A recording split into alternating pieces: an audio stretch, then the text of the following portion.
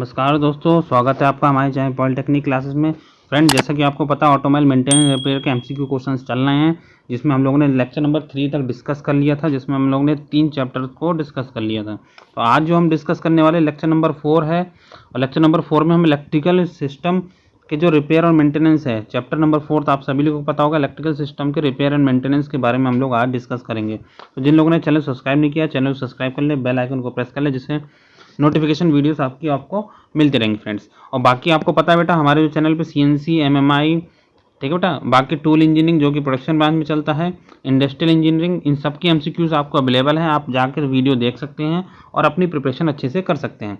ठीक है फ्रेंड्स, तो चलिए आज के सेशन को स्टार्ट करते हैं। आज के सेशन में जो हम सबसे पहला क्वेश्चन को डिस्कस करेंगे, ठीक है। बाकी ये देख लीजिए बेटा, ये हमारा जो टेलीग्राम चैनल है, इस पर आपको सारी पीडीएफ मिलती रहेंगी। सारी जितने भी हम वीडियोस बना रहे हैं उनकी सारी पीडीएफ आप सबको मिलती रहेंगी फ्रेंड्स। तो देखिए, सबसे पहला क्वेश्चन की बात की जाए, सबसे सिंपल क्वेश्चन पूछा गया है, ग्रीस कैसा स्नेहक है। ग्रीस इज, पहला ऑप्शन है ठोस स्नेहक, दूसरा ऑप्शन है द्रव स्नेहक, तीसरा ऑप्शन है अर्ध ठोस स्नेहक, चौथा ऑप्शन है गैसीय स्नेहक। तो फटाफट कमेंट कीजिए, आंसर बताइए क्या होगा। जो ग्रीस होता है वो किस तरह का स्नेहक होता है, सॉलिड, लिक्विड, सेमी सॉलिड और गैसियस। तो आप लोग को पता है बेटा, जो ग्रीस होता है हमारा, वो ग्रीस कैसा स्नेहक होता है। ग्रीस जो होता है हमारा सेमी सॉलिड लुब्रिकेंट, अर्ध ठोस स्नेहक होता है। ठीक है फ्रेंड्स, तो सभी लोगों को क्लियर हो रहा है इसमें। चलिए नेक्स्ट क्वेश्चन की बात करते हैं। क्वेश्चन नंबर 2 देख लीजिएगा, ग्रीस क्या होते हैं।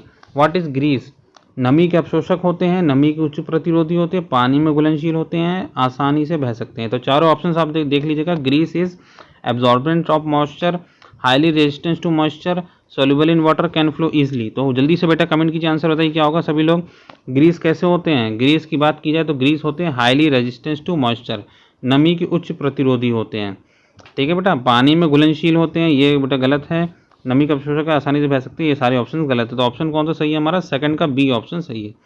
चलिए नेक्स्ट क्वेश्चन की बात करते हैं। क्वेश्चन नंबर 3, एक अच्छी ग्रीस में, गुड ग्रीस शुड हैव, वाष्पीकरण के गुण होने चाहिए, वाष्पीकरण के गुण नहीं होने चाहिए, उच्च तापमान पर फैलने के गुण नहीं होने चाहिए, बोथ ए एंड सी।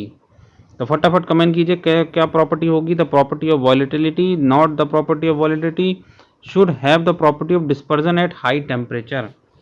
ठीक है बेटा, तो आप लोग को पता होना चाहिए जो ग्रीस होता है वो कैसा ग्रीस होता है बेटा।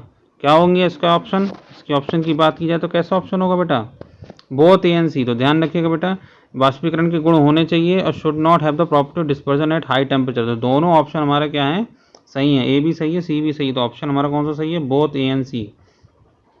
चलिए नेक्स्ट क्वेश्चन की बात करते हैं। क्वेश्चन नंबर 4 देख लीजिएगा, टायर ट्यूब का निर्माण किस मशीन के द्वारा किया जाता है। Which machine is use to manufacture tyre tubes. बहिवेदन विधि, एक्सट्रूजन प्रोसेस, खरादन विधि, लेथ मशीन, द्रव्य प्रेस, hydraulic press and plastic moulding machine. तो जल्दी से कमेंट कीजिए, what machine is use to manufacture tyre tubes, extrusion, lathe, hydraulic, plastic moulding machine. तो फटाफट कमेंट कीजिए, आंसर बताइए क्या होगा। जो टायर के ट्यूब का जो निर्माण होता है वो किसके द्वारा करते हैं हम लोग, एक्सट्रूजन प्रोसेस। ध्यान रखिए बेटा, टायर्स के लिए प्रोडक्शन के लिए हम लोग एक्सट्रूजन प्रोसेस का यूज़ करते हैं। तो ए ऑप्शन सही है। चलिए नेक्स्ट क्वेश्चन की बात करते हैं। क्वेश्चन नंबर 5 तो काफ़ी अच्छा क्वेश्चन है। पहिए के रोटेशन शेड्यूल के अंतर्गत, under the wheel rotation schedule, टायरों की मरम्मत की जाती है, रिपेयरिंग ऑफ टायर, टायरों को निकाल कर नए टायर लगाए जाते हैं, tyres are removed and new tyres are installed, आगे वाले टायर पीछे की और पीछे वाले आगे की ओर लगाए जाते हैं, मीन्स इंटरचेंज हो जाता है। The front tyres are mounted on the rear and the rear tyres are mounted on the front. Next, tyre वही रहते हैं बल्कि ट्यूब बदल जाती है, tyres remain same but the tube is replaced. तो फटाफट बताइए बेटा, रोटेशन व्हील शेड्यूल क्या होता है। रोटेशन का मतलब होता है कि व्हील्स को रोटेट करना, व्हील्स का पोजीशन को चेंज करना। तो ऑप्शंस रिपेयरिंग नहीं होता, टायर्स ये भी नहीं होते, ये भी नहीं होते। तो टायर्स क्या किए जाते हैं, आगे वाले टायर्स को पीछे लगाया जाता है और पीछे वाले टायर्स को आगे लगाया जाता है। ठीक है, फ्रंट टायर्स को रियर टायर्स पर, रियर टायर्स को फ्रंट टायर में इंटरचेंज किया जाता है। ठीक है, यही रोटेशन शेड्यूल होता है। तो इसी ऑप्शन क्या है हमारा सही है। क्लियर हुआ बेटा 5th का। चलिए नेक्स्ट क्वेश्चन, क्वेश्चन नंबर 6 देख लीजिएगा, what is other name of self starter. Cranking, गलत लिख गया ऑप्शन, क्रैंकिंग मोटर होगा। ध्यान रखिए बेटा, क्रैंकिंग नहीं होगा, क्रैंकिंग मोटर। ठीक है, second option automatic motor, c option है dynamo, D option all of. तो अदर नेम क्या होता है, स्टार्टर का दूसरा नाम क्या होता है, क्रैंकिंग मोटर। ध्यान रखिए बेटा, ऑप्शंस मैं लिख देता हूँ। पहला ऑप्शन थोड़ा गलत स्पेलिंग लिख गई है, मिस्टेक हो गया है। Cranking motor, second option automatic motor, third option dynamo and D all of. तो डी तो हो ही नहीं सकता बेटा, ए हो नहीं सकता, ऑटोमेटिक मोटर होता नहीं। तो ऑप्शन कौन सा सही है, ए ऑप्शन क्रैंकिंग मोटर। ध्यान रखिएगा बेटा, जो सेल्फ स्टार्टर होता है उसका दूसरा नाम होता है क्रैंकिंग मोटर। तो 6th का ऑप्शन ए सही है।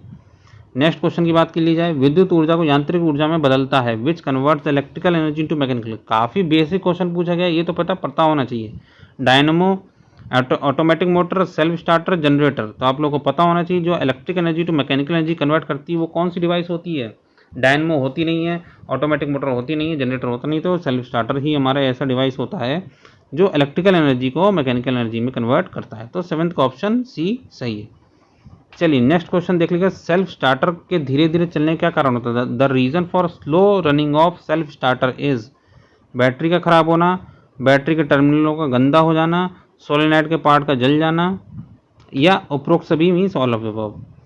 The reason for slow starting of self starter is battery failure, dirty battery terminal, burning of a part of solenoid and all of above. तो जो सेल्फ स्टार्टर की जो देर में work करता है, बैटरी फेलियर बेटा ऑप्शन सही है। अगर बैटरी फेल करेगी तो सेल्फ स्टार्टर स्टार्ट नहीं करेगा। डर्टी बैटरी टर्मिनल्स होंगे तो भी हमारा सेल्फ स्टार्टर वर्क नहीं करेगा, धीमे वर्क करेगा। बर्निंग पार्ट ऑफ सॉलिनाइड ऑब्वियस सी बात है, ये ऑप्शन भी हमारा सही है। इसका मतलब ऑल ऑफ अबव तीनों ऑप्शन सही हैं, ठीक है बेटा। तो डी ऑप्शन आपका क्लियर हो गया बेटा, समझ में आ गया, डी ऑप्शन सही है। नेक्स्ट, आर्मेचर शाफ्ट जिस बुश में घूमती है वह बना होता है। The bush in which armature shaft rotate is made up of copper, bronze, cast iron, both A and B. तो आप लोग को बेटा पता होना चाहिए जो आर्मेचर शाफ्ट होती है वो किसकी बनी होती है, कॉपर की होती है कि ब्रॉन्ज की होती है, कास्ट आयरन की, एल्युमिनियम की। तो आपको पता होना चाहिए कॉपर और ब्रॉन्ज इनकी बनी होती है हमारी आर्मेचर शाफ्ट। ऑप्शन कौन सा सही है, डी ऑप्शन सही है। सबको क्लियर हो रहा है बेटा, कैसा लग रहा है क्वेश्चन। इसी तरह के क्वेश्चन एग्जाम में पूछे जाएंगे बेटा, किस मटेरियल का बना होता है, क्या इंस्ट्रूमेंट्स होते हैं, किस किस मटेरियल से वर्क करता है। तो सभी लोग को बेटा इसी तरह के क्वेश्चंस को सॉल्व करने हैं और इसी तरह के क्वेश्चन एग्जाम में आने वाले हैं। नेक्स्ट क्वेश्चन की बात की जाए, 10th क्वेश्चन, यांत्रिक ऊर्जा को विद्युत ऊर्जा में बदला जाता है which convert mechanical energy to electrical energy. Cranking motor. Next option है आर्मेचर, थर्ड ऑप्शन है डायनमो, डी ऑप्शन है ऑल ऑफ द अबव। तो यांत्रिक ऊर्जा को अब विद्युत ऊर्जा में, वो क्वेश्चन था विद्युत को यांत्रिक में, यहाँ यांत्रिक तो विद्युत। तो यांत्रिक तो विद्युत क्रैंकिंग मोटर नहीं करेगा, आर्मेचर नहीं करेगा, डायनमो करेगा। ऑप्शन सही है सी। सभी लोग क्लियर हो रहा है बेटा, dynamo is a device which converts the mechanical energy into electrical energy. ठीक है बेटा, क्लियर हो रहा है सभी को, 10th का ऑप्शन सी सही है। नेक्स्ट क्वेश्चन की बात की है, क्वेश्चन नंबर 11 देख लीजिएगा, क्रैंक शाफ्ट की गति को डायनमो की ड्राइविंग पुली को स्थानांतरित करने के लिए इसका प्रयोग किया जाता है। It is used to transfer the movement of the crank shaft to the driving pulley of the dynamo. पहला ऑप्शन है फ्लैट बेल्ट, दूसरा ऑप्शन है वी बेल्ट, तीसरा ऑप्शन है rack and pinion, fourth option है चेन। तो किसका प्रयोग किया जाता है कि जब हम लोग डायनमो की जो क्रैंक शाफ्ट की गति होती है उनको ड्राइविंग पुली पर जब स्थानांतरित किया जाता है, ट्रांसफर किया जाता है, तो उस केस में हम जो प्रयोग करते हैं वो किसका प्रयोग करते हैं, वी बेल्ट का। सभी लोग को ध्यान रखिएगा बेटा, ऑप्शन कौन सा सही है, ऑप्शन बी सही है 11th का। चलिए नेक्स्ट क्वेश्चन की बात कीजिए, क्वेश्चन नंबर 12, कम्यूटेटर बना होता है तांबे की पत्तियों से, एल्युमिनियम की पत्तियों से, मृदु इस्पात की पत्तियों से, पीतल की पत्तियों से, with copper leaves, aluminium leave, mild steel and brass leave. तो आप लोगों को बेटा पता होना चाहिए जो कम्यूटेटर हमारा किसका बना होता है, कम्यूटेटर जो बना होता है हमारा वो कॉपर लीव्स का बना होता है। ध्यान रखिएगा, तांबे की पत्तियों का बना होता है। ठीक है, ये ऑप्शन आप लोग ध्यान रखिएगा। ठीक है, 12th का ऑप्शन ये सही है। नेक्स्ट क्वेश्चन की बात की जाए, क्वेश्चन नंबर 13, कम्यूटेटर को विद्युत बैटरी तक पहुँचाया जाता है। The commutator is deliver to the battery तांबे के तारों के द्वारा, एल्युमिनियम के तारों के द्वारा, कार्बन बुश द्वारा, तांबे के बुश द्वारा। The commutator deliver to the battery by copper wires, by aluminium wires, by carbon brush और बाय कॉपर ब्रश। तो आप लोगों को सबको पता होना चाहिए बेटा, इस तरह के क्वेश्चन पूछे जाते हैं। अगर आप लोग को पता है तो आप लोग कमेंट कीजिए, आंसर तुरंत बताइए। जिस लोगों अन्यथा बाकी हम आपको आंसर बताते रहेंगे। तो जो कम्यूटेटर की बात की जा रही है, डिलीवर जो बैटरी करता है वो किसके थ्रू करता है, कार्बन ब्रश। तो ऑब्वियस ही बात है कार्बन ब्रश लगे गए होते हैं। ठीक है बेटा, कार्बन ब्रश हमारे लगे गए होते हैं स्टार्टर में, जो कि हमारे क्या करते हैं, डिलीवर करते हैं, हमारे बैटरी को सप्लाई करते हैं। ठीक है बेटा, क्लियर हो गया सभी लोग को। नेक्स्ट क्वेश्चन की बात की जाए, 14 क्वेश्चन देख लीजिएगा, कम्यूटेटर की पत्तियों के मध्य इंसुलेशन के लिए प्रयोग किया जाता है। Use for the insulation between the leaves of commutator. Commutator की जो पत्तियां होती हैं उनके बीच में क्या यूज़ करते हैं, asbestos, varnish, lubricant, plastics. Easy question है बेटा, पता होना चाहिए सबको। ठीक है, जिन लोगों को पता है कमेंट करके फटाफट बताइए आंसर क्या होगा इसको। बाकी लोग बेटा जिन लोगों को नहीं पता वो देखते रहिए। कंप्यूटेटर की जो पत्तियां होती हैं उनके मध्य जो इंसुलेशन होता है वो एस्बेस्टस का होता है। ध्यान रखिए बेटा, एस्बेस्टस अभ्रक का हमारा पदार्थ होता है। वार्निश नहीं हो सकता, लुब्रिकेंट नहीं हो सकता, प्लास्टिक नहीं हो सकता। बाकी ऑप्शंस गलत है, तो 14th का ऑप्शन ए सही है। नेक्स्ट क्वेश्चन, डायनमो की बॉडी किस धातु की बनी होती है। The body of the dynamo is made up of which metal. पीतल की होती है, उच्च कार्बन इस्पात की होती है, मृदु इस्पात की होती है, क्रोमियम इस्पात की होती है। तो डायनेमो की बॉडी किसकी बनी होती है बेटा? Brass, high carbon steel, mild steel, chromium steel. तो आप लोगों को बेटा पता नहीं, डायनेमो की जो बॉडी होती है वो, जल्दी से कमेंट कीजिए आंसर बताइए। डायनेमो की जो बॉडी होती है वो बनी होती है हमारी माइल्ड स्टील की। ध्यान रखिएगा बेटा, माइल्ड स्टील की हमारी डायनेमो की बॉडी हमारी बनी होती है। ठीक है फ्रेंड्स, क्लियर हो रहा है 15 का ऑप्शन सी। चलिए नेक्स्ट क्वेश्चन की बात की जाए। डायनेमो के विभिन्न भागों को परीक्षण के लिए इनका प्रयोग किया जाता है। They are use to test different parts of dynamo. 12 volt battery and 36 watt bulb, 12 volt की बैटरी और 12 वोल्ट का बल्ब, 6 वोल्ट की बैटरी एंड 12 वोल्ट का बल्ब, 6 वोल्ट की बैटरी 36 वॉट का बल्ब। क्लियर हो बेटा? डायनेमो के विभिन्न भागों को परीक्षण करने के लिए हम लोग क्या यूज़ करते हैं, कौन सी वोल्ट की बैटरी यूज़ करते हैं और कौन सी वोल्ट की बल्ब यूज़ करते हैं। बस आपको इतना ज्ञान होना चाहिए। ठीक है, बल्ब कितने वॉट का होगा, बैटरी कितने वॉट की होगी। तो फटाफट जिनको पता है फटाफट कमेंट कीजिए, आंसर बताइए ताकि हमको भी पता चल सके। ठीक है फ्रेंड्स, तो आप लोगों को क्लियर होना चाहिए, जो हमारे डायनेमो यूज़ किए जाते हैं टेस्टिंग के लिए वो हमारे 12 वोल्ट की बैटरी होती है, 36 वॉट का बल्ब होता है। तो ए ऑप्शन आपका सही है, ध्यान रखिएगा। जिनको नहीं पता है ये सब क्वेश्चन आप लोग ध्यान रखिएगा। 16 का ऑप्शन ए सही है। नेक्स्ट 17 क्वेश्चन सभी लोग पढ़ लीजिएगा। बैटरी के चार्ज ना होने का मुख्य कारण, the main reason for not charging the battery. विद्युत तारों का खराब होना, आर्मेचर का जल जाना, फैन बेल्ट का स्लिप करना, उपरोक्त सभी, जैसे कहते हैं all of above. The main reason for not charging battery means battery के चार्ज होने का मेन रीजन क्या होता है? फेलियर होता है, बर्निंग होती है, स्लिपिंग होती है, ऑल ऑफ अबव। तो फटाफट कमेंट कीजिए। तो फेलियर ऑफ इलेक्ट्रिक वायरिंग भी होती है जिसके कारण चार्जिंग नहीं हो पाती है, आर्मेचर की बर्निंग करंट भी नहीं होगी, फैन बेल्ट की स्लिपिंग हो जाएगी तो भी नहीं होगी। तो तीनों ऑप्शन हमारे सही हैं। क्लियर हो रहा है बेटा? ऑप्शन डी हमारा सही है, 17 का ऑप्शन। ठीक है, क्लियर बेटा सभी को 17 का ऑप्शन। ठीक है, 17 का ऑप्शन डी सही है। चलिए नेक्स्ट क्वेश्चन की बात करते हैं। क्वेश्चन नंबर 18 देख लीजिएगा। डायनेमो की कम चार्जिंग का मुख्य कारण है, the main reason for low charging of dynamo. Armature shaft का टेढ़ा होना, crooked armature shaft, armature commutator पर चिकनाई जमा होना, lubrication deposit on the armature commutator का शॉर्ट हो जाना, कम्यूटेटर गेट शॉर्टेड, उपरोक्त सभी, ऑल ऑफ अबव। तो फटाफट जिनको आंसर पता है कमेंट कीजिए, आंसर बताइए क्या होगा इसका answer. The low charging of dynamo का क्या रीज़न होता है? लो चार्जिंग हो रही है, हाई चार्जिंग क्यों नहीं हो पा रही है? आर्मेचर शाफ्ट टेढ़ा होता है, आर्मेचर कम्यूटेटर पर चिकनाई जमा होती है, कम्यूटेटर का शॉर्ट होता है। तो इसी तरह के बेटा एग्जाम में क्वेश्चन आने वाले हैं। आप लोग इसी तरह के क्वेश्चंस को प्रैक्टिस करते रहिए, कंटिन्यूसली पढ़ते रहिए, सब्जेक्ट्स और कवर करते रहिए। तो डायनेमो की कम चार्जिंग की बात की जाए तो डायनेमो की कम चार्जिंग किसे, आर्मेचर शाफ्ट का टेढ़ा होना भी बेटा चार्जिंग हमारी लो होती है।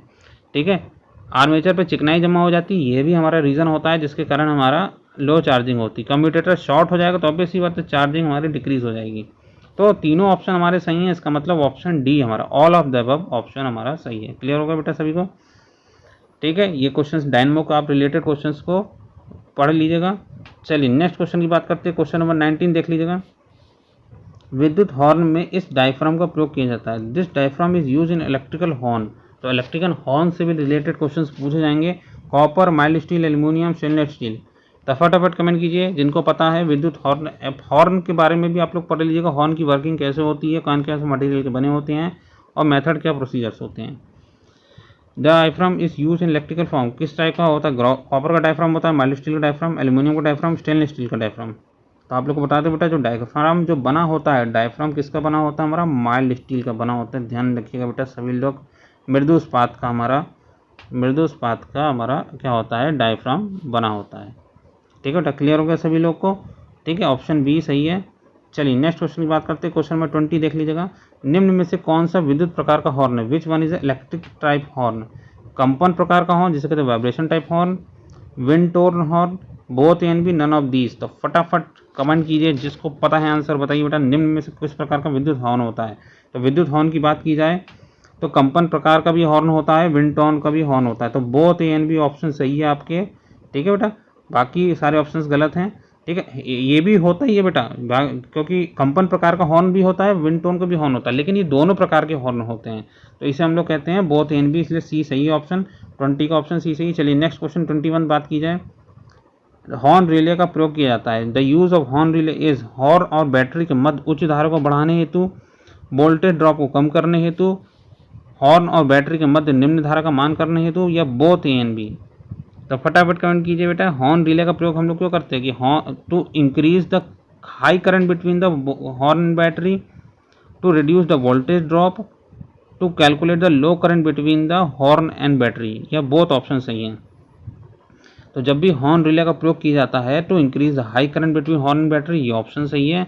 To reduce the voltage drop भी डिक्रीज करेगा, ठीक है। तो उस केस में हमारा क्या होगा कि जो हॉर्न रिले का यूज़ किया जाता है, ठीक है बेटा। तो ऑप्शन कौन सा सही है? ऑप्शन डी ऑप्शन आपको क्लियर हो रहा है बेटा, सही है ऑप्शन डी। चलिए नेक्स्ट क्वेश्चन की बात की जाती है हमारी, क्वेश्चन नंबर 22। स्पार्क प्लग के गैप में इसकी जांच की जाती है। स्पार्क प्लग की गैप की जांच किससे करते हैं? Spark plug cleaner and tester, micrometer, filler gauge, dial gauge. तो फटाफट कमेंट कीजिए भाई, स्पार्क प्लग की गैप की जांच हम लोग किससे करते हैं? तो आपको इंस्ट्रूमेंट्स पता होना चाहिए। गैप की जो जांच की जाती है वो किससे की जाती है? फिलर गेज से। तो ध्यान रखिएगा बेटा, ऑप्शन जो सी है 22 का ऑप्शन सी सही है। सभी लोग ध्यान रखिएगा, स्पार्क प्लग की जो जांच की जाती है वो फिलर गेज। तो इसी टाइप के क्वेश्चंस को आप लोगों को सॉल्व करना है, इसी टाइप को क्वेश्चंस की प्रिपरेशन आपको करनी है, ठीक है फ्रेंड। तो आज के जो टॉप 22 क्वेश्चन थे वो मैं लेके आया था चैप्टर 4 से related, electrical system of repair and maintenance. तो इसी तरह से आप लोगों को सबको तैयार करना है, ठीक है फ्रेंड्स। बाकी हमारा जो टेलीग्राम चैनल है, बाकी आप टेलीग्राम चैनल पर जुड़ जाइएगा, जहाँ पर आपको सारी PDF मिलती रहेंगी। यूट्यूब चैनल पर जुड़ जाइएगा, ठीक है। बाकी हमारे सिविल डिपार्टमेंट में कुछ फैकल्टीज़ हमारी वर्क कर रही हैं। आप लोग भी, अगर कोई फ्रेंड आपका सिविल में पढ़ता है तो आप उनको बता सकते हैं। ये हमारे जो 2 सर हैं, तीन सर हैं हमारे जो वर्क कर रहे हैं, ठीक है बेटा। बाकी मैकेनिकल इंजीनियरिंग डिपार्टमेंट में आशीष अग्रवाल सर है, जो आप लोग देख सकते हैं। ये सब्जेक्ट चल ही रहा है आपका, ठीक है। साथ ही साथ मैं पढ़ा ही रहा हूँ आपको। उसके बाद ये टॉपिक्स और भी मैं कवर कर रहा हूँ सब्जेक्ट्स। साथ ही साथ अमित कुमार सिंह सर भी हैं, कवर कर रहे हैं। इलेक्ट्रिकल में ये देख लीजिए सर कवर कर रहे हैं कुछ टॉपिक्स सब्जेक्ट्स। बाकी ये इलेक्ट्रॉनिक्स की डिपार्टमेंट की मैम है, ये भी कवर कर रही हैं कुछ हमारे सब्जेक्ट्स, ठीक है फ्रेंड्स। तो जो भी आपका दोस्त हो, अपना फ्रेंड्स को आप लोग शेयर कीजिएगा, बताइएगा कि आपके जो डिपार्टमेंट है उसमें कई सारे फैकल्टीज़ मेंबर वर्क कर रहे हैं और साथ ही साथ दिनों रात मेहनत करके आपके लिए क्वेश्चंस बना रहे हैं। और साथ ही साथ आजकल हम लोग MCQ के क्वेश्चंस को ज़्यादा से ज़्यादा कवर करने की कोशिश करें, जिससे आपकी प्रिपरेशन हो सके, ठीक है फ्रेंड। तो अपने दोस्तों के साथ शेयर कीजिए ज़्यादा से ज़्यादा और इसी तरह से प्रिपरेशन करते रहिए। और मुझे उम्मीद है कि आपकी प्रिपरेशन अच्छी चल रही होगी, ठीक है friends. Okay, thank you friends.